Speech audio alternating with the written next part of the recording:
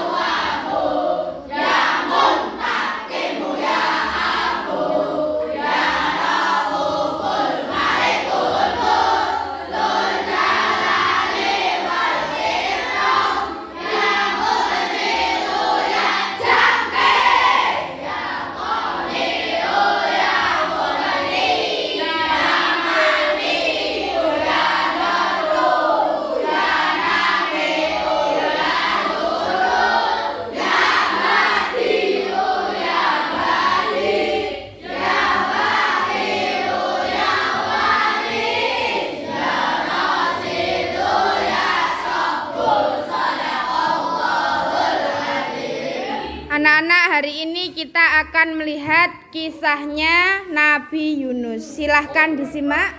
Nanti ketika ada yang tidak tertib, merangkum.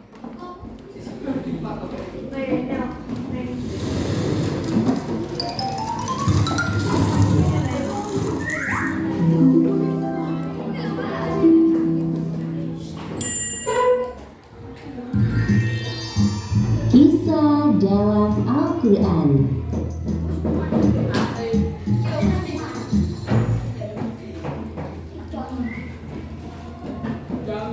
Kisah Nabi Yunus alaihi salam ditelan ikan paus. Kisah ini disebutkan beberapa kali dalam Al-Quran. Salah satunya surat Asy-Syu'ara ayat 139 hingga 148. Diceritakan bahwa Nabi Yunus alaihissalam merasa putus asa berdakwah kepada kaumnya yang keras kepala. Setelah hampir puluhan tahun berdakwah, hanya sedikit yang mau menjadi pengikutnya. Akhirnya beliau pun meninggalkan kaumnya dengan perasaan marah sekaligus sedih. Allah Subhanahu wa Ta'ala mengutus Nabi Yunus untuk berdakwah kepada suatu kaum di Ninawa, negeri yang terletak di daerah Mosul, Irak.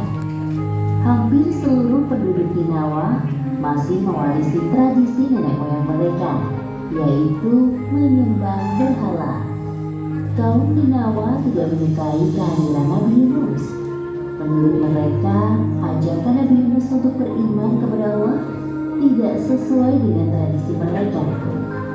Wahai kaumku, berhentilah menyembah berhala-berhala itu. Sesungguhnya mereka tidak dapat memberi manfaat apapun kepada kalian. Hanya Allah satu-satunya Tuhan yang pantas kalian sembah. Diam saja kau Yunus. Engkau bisa bicara itu karena memang bukan dari keturunan nenek moyang kami. Ya benar, inilah ajaran turun-temurun dari nenek moyang kami. Sedangkan engkau hanya pendatang di negeri kami yang tidak tahu apa-apa. Pergilah, kami mau beribadah kepada Tuhan yang nyata terlihat, bukan seperti Tuhanmu yang tidak terlihat. Hahaha, kasihan sekali dirimu, wahai Yunus. Nabi Yunus mulai tersulut amarahnya mendengar cemoohan dari kaumnya. Bahkan dengan beraninya mereka menghina Allah. Tajam sekali kalian berkata seperti itu tentang Allah.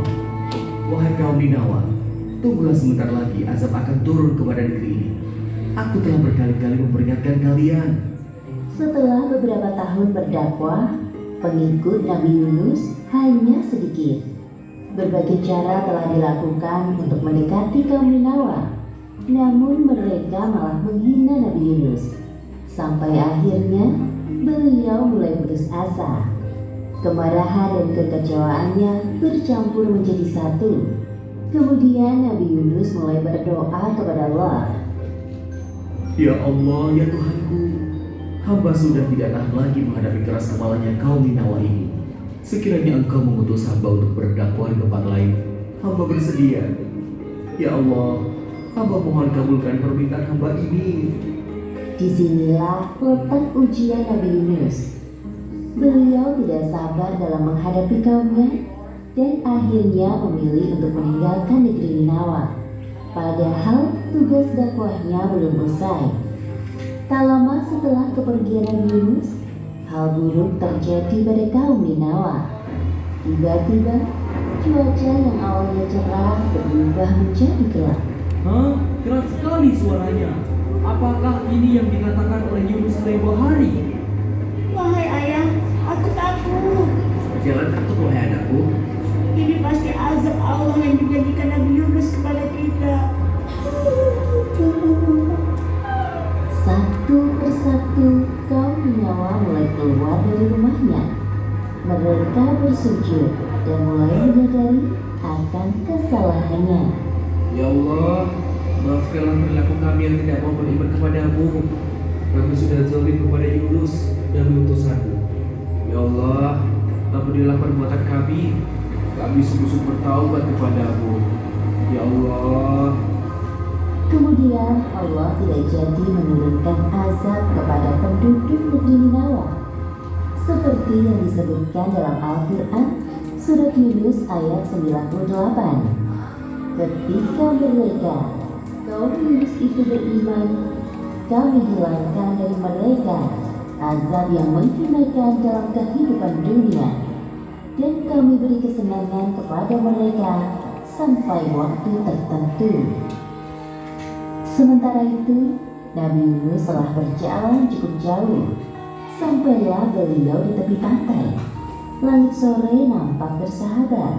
Terlihat di sana ada kapal yang akan berlayar. Kemudian, Nabi Yunus pun ikut masuk ke dalam rombongan kapal yang akan berlayar itu. Semua orang heran melihat penampakan seorang nabi di dalam kapal.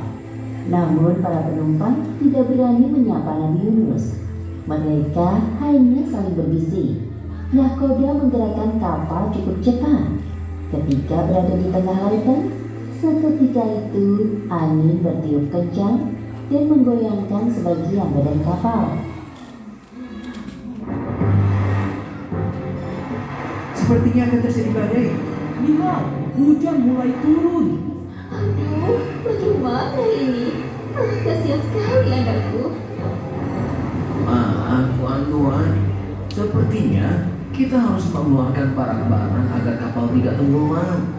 Baik, Mereka pun mengeluarkan semua barang dan menjatuhkannya ke laut. Kami sudah mengeluarkan semua barang.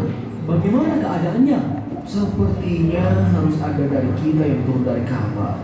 Beban kapal ini masih terlalu berat. Apa?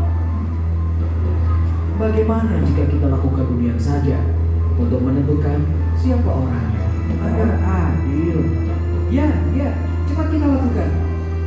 Para penumpang kapal, termasuk Nabi Yunus, melakukan undian. Ternyata nama yang keluar adalah Nabi Yunus. Hah? Tidak mungkin dia. Aku yakin dia adalah orang baik. Nabi pula. Bagaimana kalau kita undi lagi saja? Ya, undi saja lagi. Lakukan lagi. Setelah melakukan undian kedua dan ketiga, tetap saja nama yang keluar adalah Nabi Yunus. Melihat kenyataan tersebut, Nabi Yunus pasrah dengan keadaan. Sudahlah tuan-tuan. Tidak perlu dilakukan undian lagi. Aku ikhlas dengan keputusan ini. Aku akan turun ke laut agar kapal ini tidak tenggelam. Insya Allah ini takdirku. Orang-orang melihat Nabi Yunus dengan perasaan tidak rela.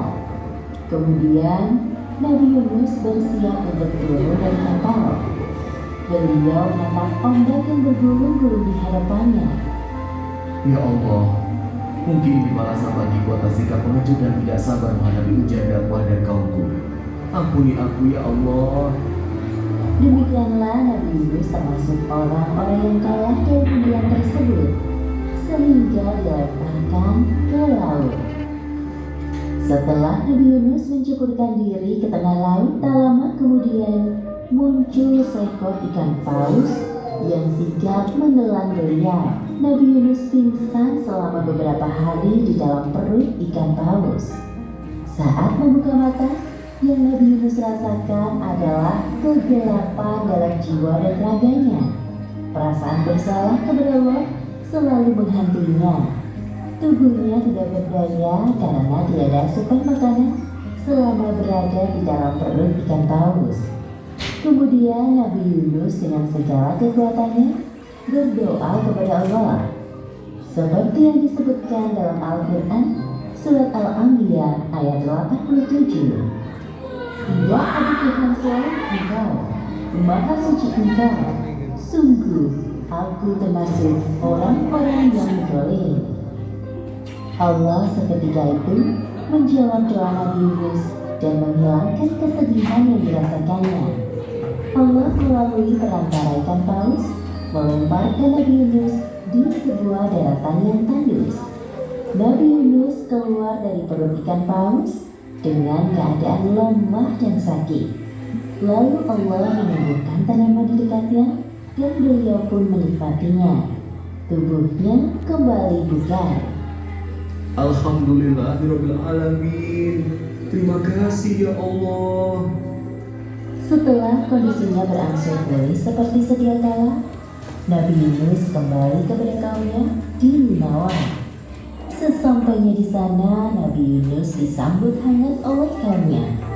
Beliau sangat terharu atas perlakuan yang diberikan oleh kaumnya. Kaum Ninawa sekarang sudah jauh berubah lebih baik dari sebelumnya. Mereka hanya beriman kepada Allah Subhanahu wa Ta'ala, seperti yang disebutkan dalam surat Asy-Syu'ara ayat 147 hingga 148. Dan kami utus dia kepada 100.000 orang atau lebih, sehingga mereka beriman. Karena itu, kami anugerahkan kenikmatan hidup kepada mereka hingga waktu tertentu. Demikianlah akhir kisah Nabi Yunus alaihi salam. Hikmah yang dapat kita ambil dari kisah ini: pertama, hendaknya kita belajar untuk bersikap sabar dalam menahan amarah. Kedua, Allah mengabulkan doa hambanya yang bermasalah dengan syarat seorang hamba tersebut harus bersungguh-sungguh dalam beribadah kepadanya. Wallahu a'lam bishawab. Assalamualaikum. Kalau teman-teman belum subscribe, yuk klik tombol subscribe warna merah. Gratis loh, jangan lupa. Juga tekan loncengnya ya.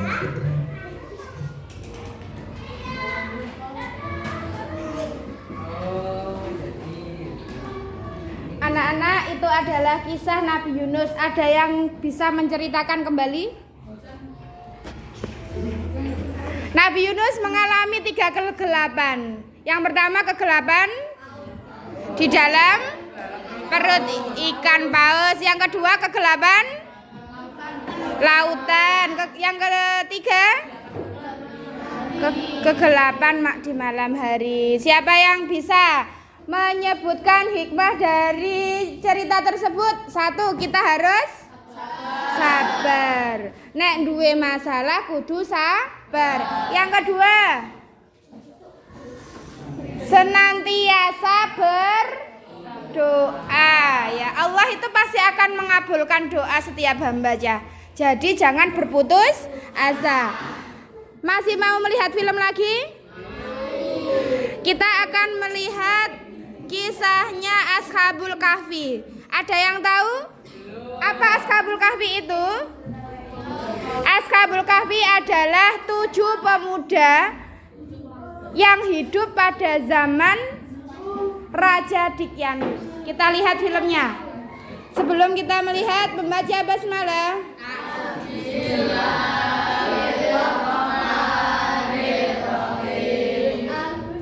Lihat.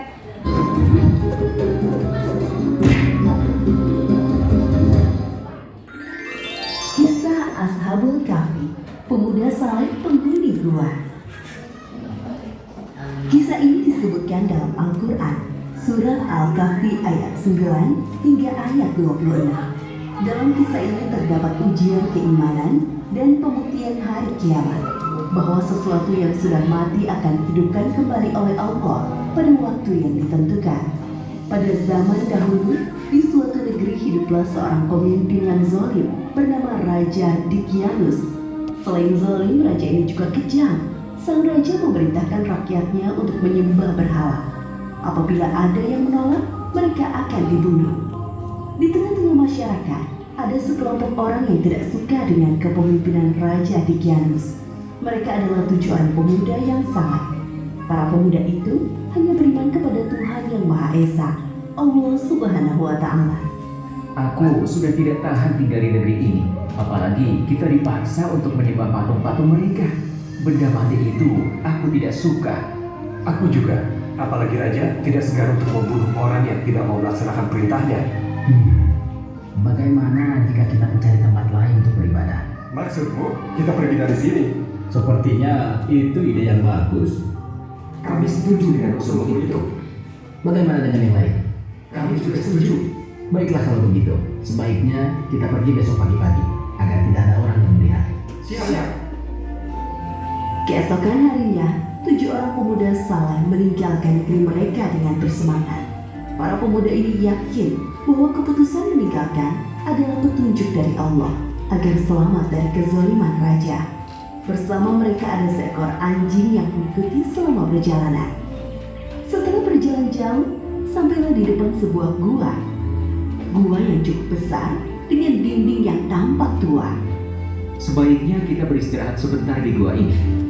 Kau yakin? Apakah aman di dalam sana? Aku akan masuk ke dalam untuk memeriksanya. Salah satu pemuda itu masuk ke dalam gua. Tak lama kemudian ia keluar dari pintu gua dengan tersenyum. Kalian semua masuklah ke dalam gua. Satu persatu pemuda masuk ke dalam gua.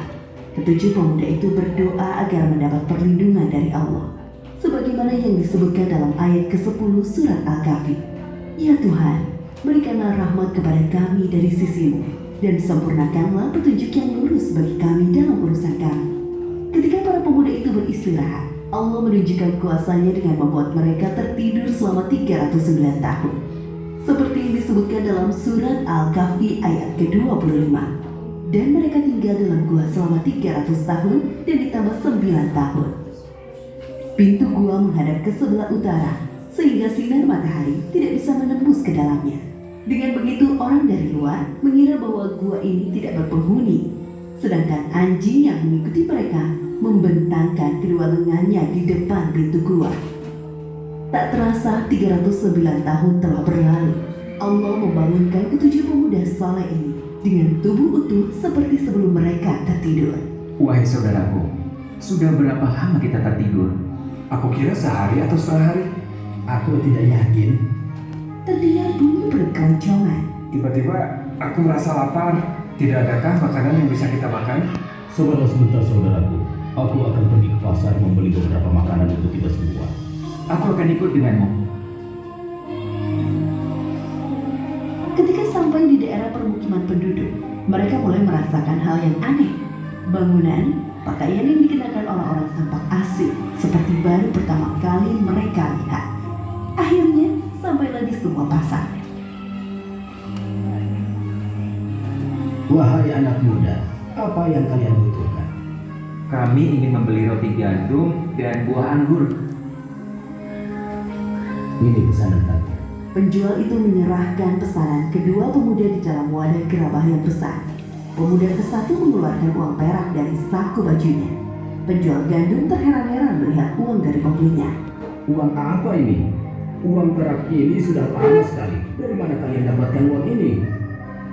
Maksudku, dari mana asal kalian sebenarnya? Aku baru pertama kali melihat anak muda seperti kalian berbelanja di pasar ini. Kedua pemuda itu pertama bingung mendengar perkataan si penjual. Memangnya sekarang tahun berapa? Itu sepertinya uang zaman dahulu. Jadi apa kita sudah tertidur selama bertahun-tahun lamanya? Penjual gandum makin bingung mendengar percakapan pembelinya. Tanpa sadar, tinggal mereka menjadi sorotan orang-orang di pasar. Ketika sadar menjadi pusat perhatian, kedua pemuda ini bergegas meninggalkan pasar. Siapakah pemuda itu, wahai penjual gandum? Aku juga tidak mengenal mereka. Jika melihat dari uang yang mereka bawa dan pakaian yang dikenakan, mereka adalah manusia dari beberapa abad yang lalu. Aku yakin mendengar bahwa mereka mengatakan telah tertidur selama beberapa tahun. Apa? Kalau memang benar, tidak mungkin mereka masih hidup sampai sekarang. Bagaimana jika kita laporkan saja perihal pemuda asing tadi kepada sang raja? Benar, ayo cepat kita laporkan kepada raja. Setelah beberapa abad berlalu, negeri yang dulunya dipimpin oleh raja yang zalim berganti dengan raja yang baik. Raja yang sekarang adalah raja yang adil. Salah seorang penduduk dan penjual gandum menghadap raja untuk melaporkan kejadian di pasar. Kemudian sang raja menyuruh pengawalnya menelusuri kepergian pemuda asing sampai ke gua. Sesampai di gua, para pengawal melihat ketujuh pemuda itu sudah meninggal dunia. Kemudian para pengawal kembali ke negeri mereka untuk melaporkan kepada raja. Wahai Baginda, jumlah pemuda semuanya ada 7 orang. Namun sesampainya kami di sana, mereka sudah meninggal. Jadi, cerita tentang ketujuh pemuda saleh yang hilang pada masa pemerintahan Raja Dictyanus itu sungguh ada. Bawa aku ke sana, wahai pengawal. Baik Baginda. Sesampai di depan gua, tampak seekor anjing besar mati di depan pintu gua. Raja beserta pengawal masuk dan melihat ketujuh pemuda itu sudah tertidur untuk selama-lamanya. Wajah mereka tersenyum. Subhanallah, Maha Kuasa Allah atas segala sesuatu yang mematikan dan menghidupkan makhluknya. Ini adalah bukti bahwa hari kiamat sungguh nyata. Maafkan kami ya Allah yang sempat tidak mempercayai adanya hari kiamat. Sesungguhnya kami termasuk golongan orang-orang yang zalim. Astagfirullahaladzim. Seperti firman Allah Subhanahu wa Ta'ala dalam surat Al-Kahfi ayat 21. Dan demikian pula kami perlihatkan manusia dengan mereka agar mereka tahu bahwa janji Allah benar dan bahwa kedatangan hari kiamat tidak ada keraguan padanya.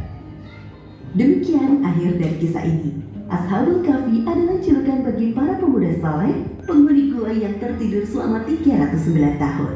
Dari kisah ini Allah Subhanahu wa Ta'ala memberikan beberapa pelajaran di antaranya. Pertama, kita harus berani mempertahankan keimanan walaupun nyawa menjadi taruhannya. Kedua, Allah akan menyelamatkan orang yang memperjuangkan keimanannya. Ketiga, hendaknya kita tidak mengingkari adanya hari kiamat. Semoga kisah ini mempertebal keimanan kita kepada Allah Subhanahu wa taala. Wallahu a'lam.